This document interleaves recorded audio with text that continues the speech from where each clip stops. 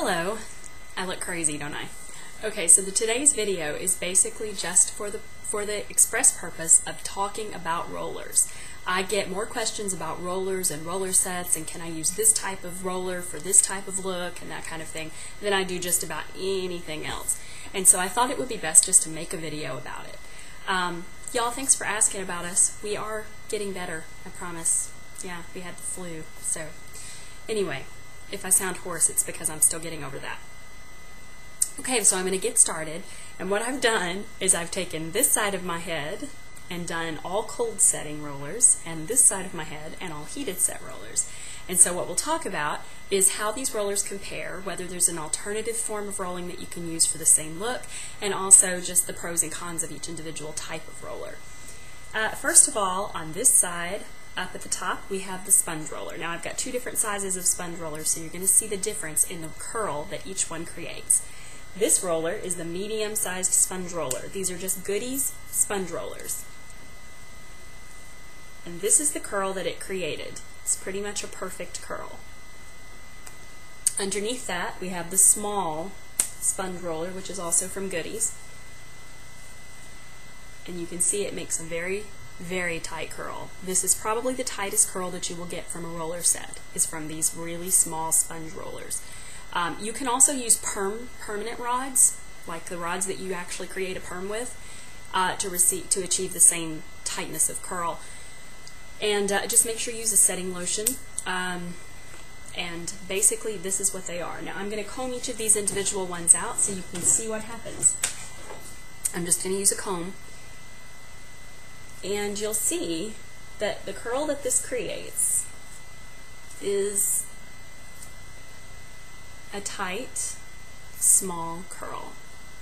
Now this is an authentic type of setting to use, and it's one of the best kinds of rollers to have. I definitely strongly recommend it. You can see when this one's combed out, you're going to have a little more frizz at the end because of the tightness of the curl, but that can easily be brushed away. Like I've said many times before, these authentic cold sets are really, it's all in the brushing out. And you'll see you pretty much can brush away that frizz. But that shows you, this is sponge roller style. I mean, this is sponge roller curls. So this is a great set for an authentic look. Now the pros and cons of sponge rollers are as follows. Sponge rollers usually will dent, unless you're just really careful how you clasp them, because that's just kind of the way they're made. They have this thing that locks over them and it will dent. Other pros of it, of course, is the authenticity of the type of set that it is, the fact that you can sleep in them, the fact that you can set completely wet hair, or you can just spray your hair damp. You can even set dry hair. Now, to duplicate the look of a sponge roller curl with a heated set, it's really not possible unless you use hot sticks. And I'll unroll this in a minute and compare the two. But hot stick is really the only way to get something similar to this with a heated set. The next type of roller we're going to talk about is the pillow roller, or the soft roller. It's basically a little pillow that's encased in fabric over wire, and the ends of the wire are also encased in fabric, and you just twist them together at the end. The curl that it creates is almost identical to a sponge roller curl. It's a perfect, neat, and authentic curl. So it's really just another opportunity, another option for a sponge roller, the same type of roll that a sponge roller will give you. Now, a pillow roller, the pros and cons to it. The pro is that there is nothing to dent. So you just twist the ends together and it's almost like a rag roller. You're going to have no denting.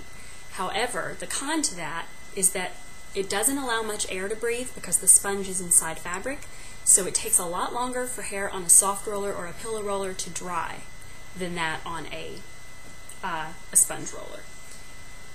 So that's your pros and cons. Okay. The next type is a rag roller. This is basically just a sheet that I cut about 11 inches. What you do is you fold it in half, then in half again. You roll your hair around the center and then just tie the ends together. And that is a rag roller. It's about as authentic as you can get. You see them in all kinds of movies. A lot of girls have rag rollers in their hair. I know in the movie Stage Door, Ginger Rogers is actually wearing them all around the house in her little pajamas, and she's so cute.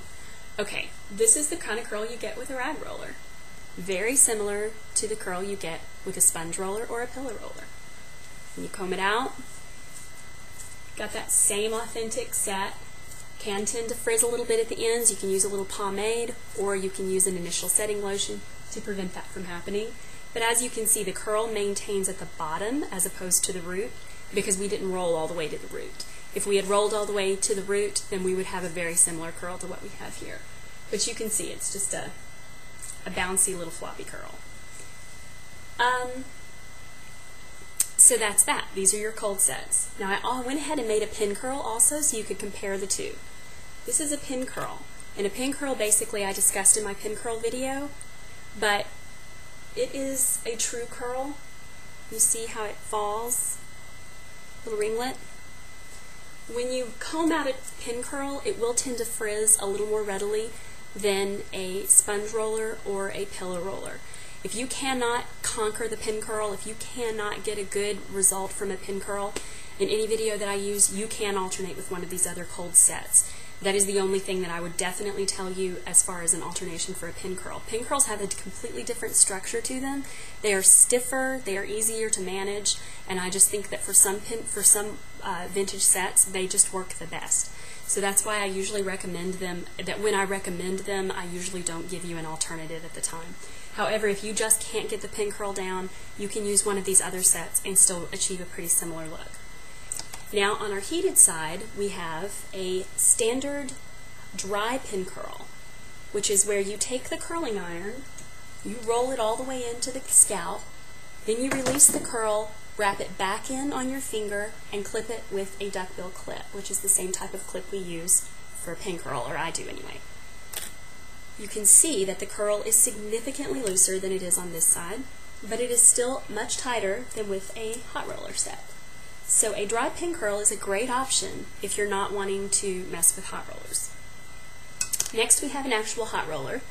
The hot rollers I use are these Remington hot rollers. They were called something chameleon or something other, and to be honest, I don't think they work anymore. This was green, and then when it was white, when it was hot, it was white, and then it was supposed to cool down to green. Y'all might remember these, they're from the 90s. But they still heat up really well, so I use them all the time.